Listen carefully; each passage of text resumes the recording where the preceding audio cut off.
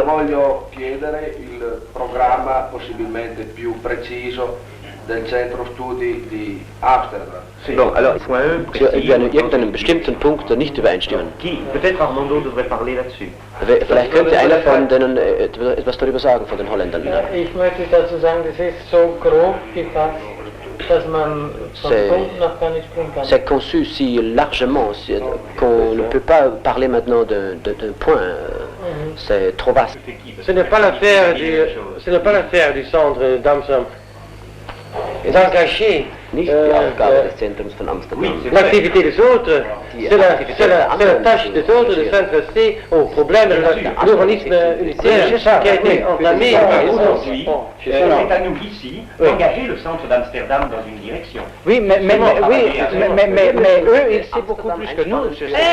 Le souvenir est lié au monde des œuvres permanentes. Le souvenir de Rembrandt, ce sont les tableaux dans les musées. Alors nous avons beaucoup d'orgueil,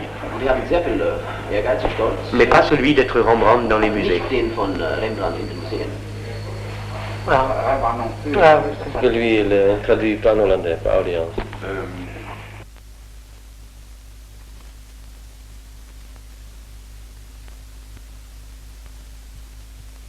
Ce quartier était fait pour la dignité malheureuse de la petite bourgeoisie, pour les emplois honorables et le tourisme intellectuel.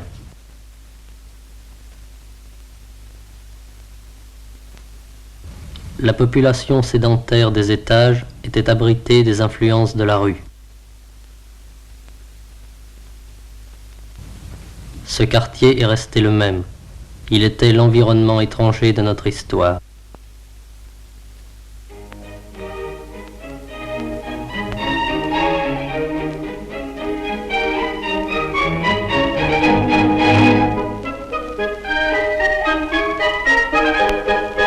Ici était mis en acte le doute systématique à l'égard de tous les divertissements et travaux d'une société, une critique globale de son idée du bonheur.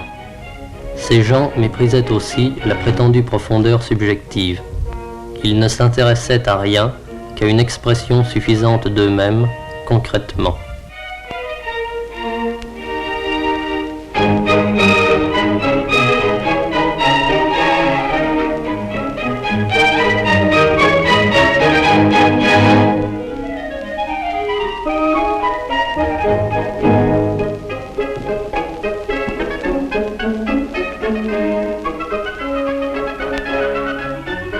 Les êtres humains ne sont pas pleinement conscients de leur vie réelle, agissent le plus souvent en tâtonnant. Leurs actes les suivent, les entraînent, les débordent par leurs conséquences. À chaque moment, donc, les groupes et les individus se trouvent devant des résultats qu'ils n'avaient pas voulu.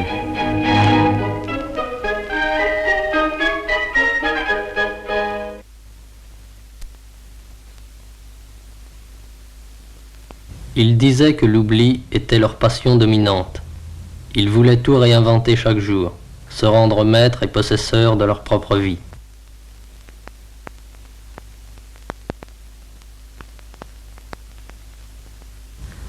Tout comme on n'apprécie pas la valeur d'un homme selon la conception qu'il a de lui-même, on ne peut pas apprécier de telles époques de transformation selon la conscience qu'en a l'époque.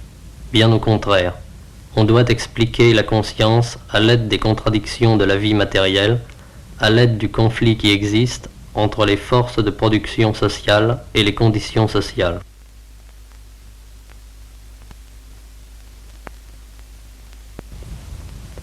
L'élargissement de la vie quotidienne n'avait pas encore suivi les progrès atteints dans la domination de la nature. La jeunesse s'écoulait entre les divers contrôles de la résignation.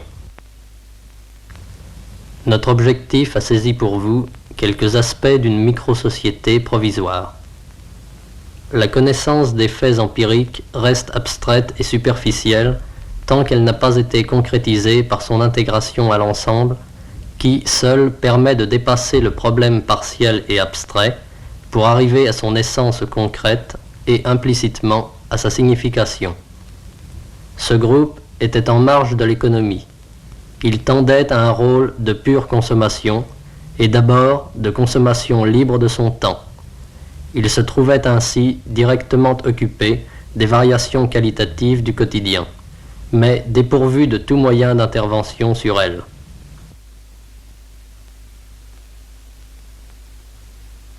L'aire de déplacement de ce groupe était très réduite. Les mêmes heures ramenaient aux mêmes endroits. Personne ne voulait dormir tôt.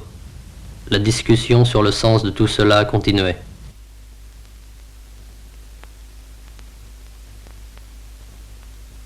Notre vie est un voyage dans l'hiver et dans la nuit. Nous cherchons notre passage.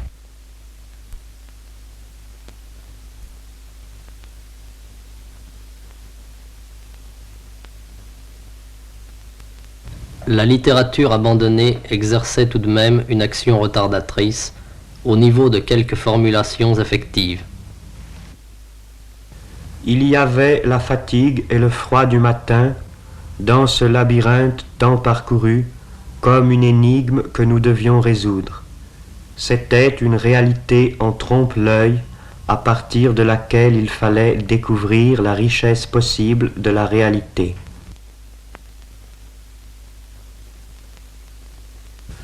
Au bord de la rivière recommençaient le soir et les caresses et l'importance d'un monde sans importance. Comme les yeux regardent beaucoup de choses confusément et n'en peuvent voir distinctement qu'une, de même la volonté peut imparfaitement tendre à divers objets et ne peut parfaitement en aimer qu'un à la fois.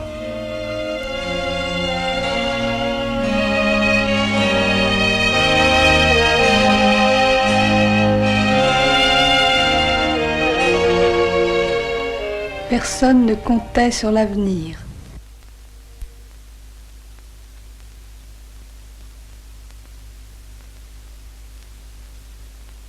Il ne serait pas possible d'être ensemble plus tard et ailleurs qu'ici.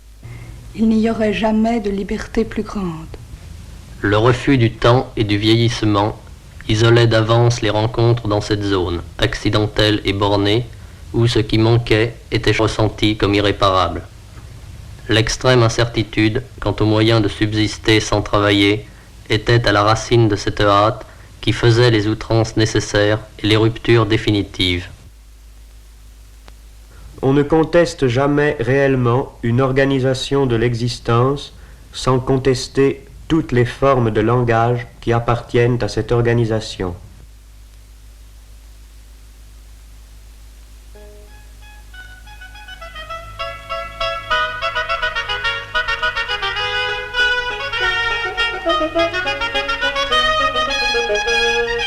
Quand elle s'exerce dans un circuit fermé, la liberté se dégrade en rêve, devient simple représentation d'elle-même.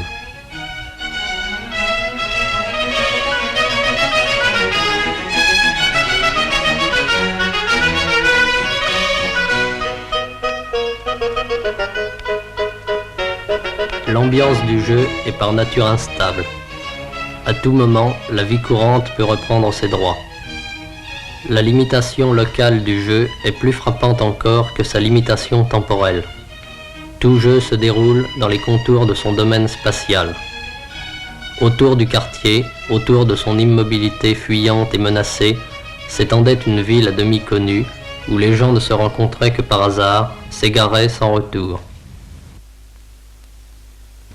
Les filles qui se trouvaient là, parce que jusqu'à l'âge de 18 ans, leur famille disposait légalement d'elles, étaient fréquemment ressaisies par les défenseurs de cette détestable institution.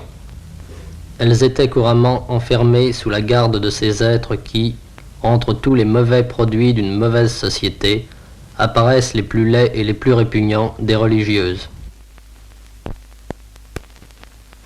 Ce qui, le plus souvent, permet de comprendre les documentaires, c'est la limitation arbitraire de leur sujet. Ils décrivent l'atomisation des fonctions sociales et l'isolement de leurs produits. On peut, au contraire, envisager toute la complexité d'un moment qui ne se résout pas dans un travail, dont le mouvement contient indissolublement des faits et des valeurs, et dont le sens n'apparaît pas encore. La matière du documentaire serait alors cette totalité confuse.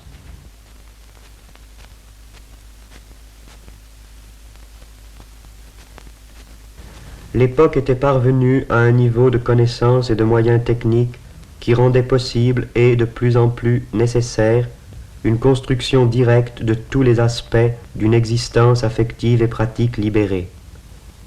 L'apparition de ces moyens d'action supérieurs, encore inemployés à cause des retards survenus dans la liquidation de l'économie marchande, avait déjà condamné l'activité esthétique, dépassée quant aux ambitions et quant au pouvoir. Le dépérissement de l'art, et aussi bien de toutes les valeurs des anciennes conduites, avait formé notre base sociologique. Le monopole de la classe dominante sur les instruments qu'il nous fallait contrôler pour réaliser l'art collectif de notre temps nous avait placés en dehors même d'une production culturelle officiellement consacrée à l'illustration et à la répétition du passé. Un film d'art sur cette génération ne sera qu'un film sur l'absence de ses œuvres. Les autres suivaient sans y penser les chemins appris une fois pour toutes vers leur travail et leur maison, vers leur avenir prévisible. Pour eux déjà, le devoir était devenu une habitude et l'habitude un devoir. Ils ne voyaient pas l'insuffisance de leur ville, ils croyaient naturelle l'insuffisance de leur vie.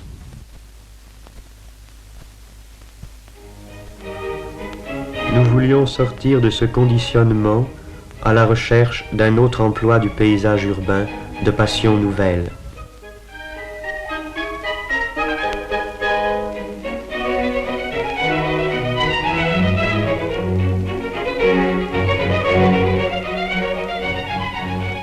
L'atmosphère de quelques lieux nous faisait sentir les pouvoirs à venir d'une architecture qu'il faudrait créer pour être le support et le cadre de jeux moins médiocres. Nous ne pouvions rien attendre de ce que nous n'aurions pas modifié nous-mêmes. Le milieu urbain proclamait les ordres et les goûts de la société dominante avec une violence égale à celle des journaux. C'est l'homme qui fait l'unité du monde, mais l'homme est répandu partout. Les hommes ne peuvent rien voir autour d'eux qui ne soit leur visage, tout leur parle d'eux-mêmes, leur paysage même est animé. Il y avait partout des obstacles. Il y avait une cohérence dans les obstacles de tout genre. Il maintenait le règne cohérent de la misère. Tout étant lié, il fallait tout changer par une lutte unitaire ou rien. Il fallait rejoindre des masses, mais autour de nous le sommeil. La dictature du prolétariat est une lutte acharnée, sanglante et non sanglante, violente et pacifique, militaire et économique, pédagogique et administrative, contre les forces et les traditions du vieux monde. Finalement, dans ce pays, cette fois encore, ce sont les hommes d'ordre qui en sont venus à se faire émeutiers. Ils ont assuré davantage leur pouvoir. Le grotesque des conditions dominantes, ils ont pu l'aggraver selon leur cœur. Ils ont décoré leur système avec les pompes funèbres du passé.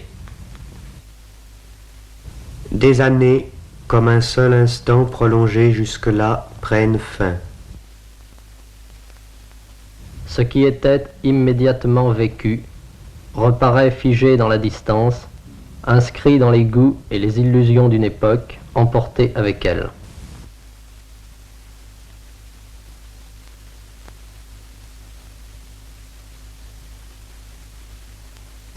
L'apparition d'événements que nous n'avons pas faits, que d'autres ont fait contre nous, nous oblige à mesurer désormais le passage du temps, ses résultats, la transformation de nos propres désirs en événements.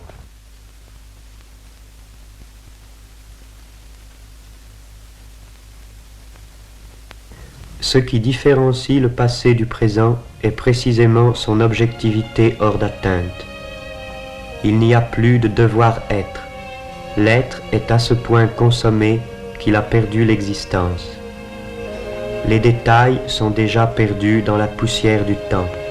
laquelle avait peur de la vie, avait peur de la nuit, avait peur d'être prise, avait peur d'être gardée. Ce qui doit être aboli continue, et notre usure continue avec. On nous abîme, on nous sépare. Les années passent et nous n'avons rien changé.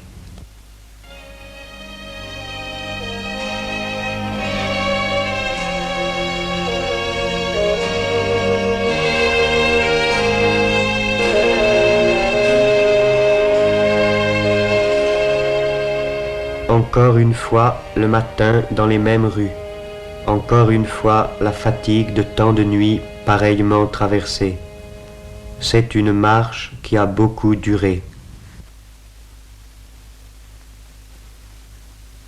Vraiment difficile de boire davantage.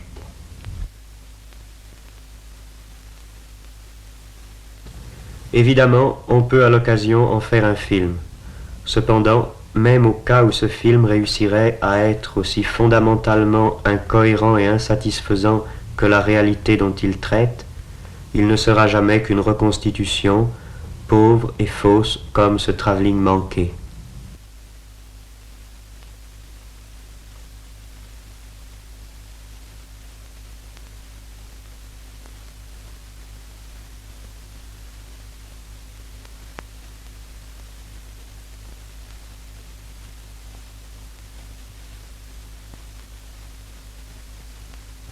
Il y a maintenant des gens qui se flattent d'être auteurs de films, comme on l'était de romans.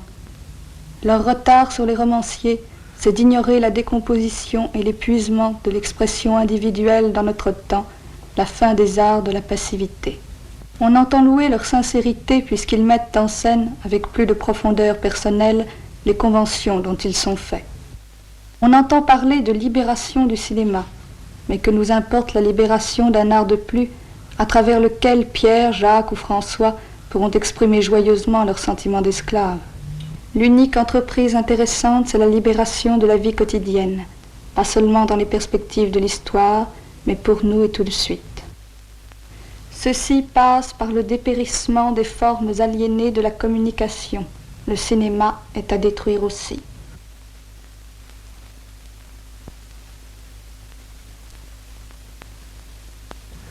En dernière analyse, ce n'est ni le talent ni l'absence de talent, ni même l'industrie cinématographique ou la publicité, c'est le besoin qu'on a d'elle qui crée la star. C'est la misère du besoin, c'est la vie morne et anonyme qui voudrait s'élargir aux dimensions de la vie de cinéma. La vie imaginaire de l'écran est le produit de ce besoin réel, la star est la projection de ce besoin.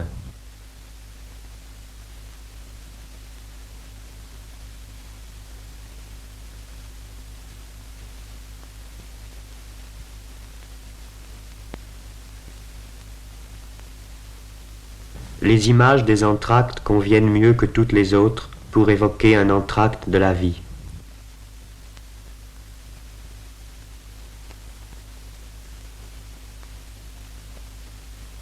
Pour décrire effectivement cette époque, il faudrait sans doute montrer beaucoup d'autres choses.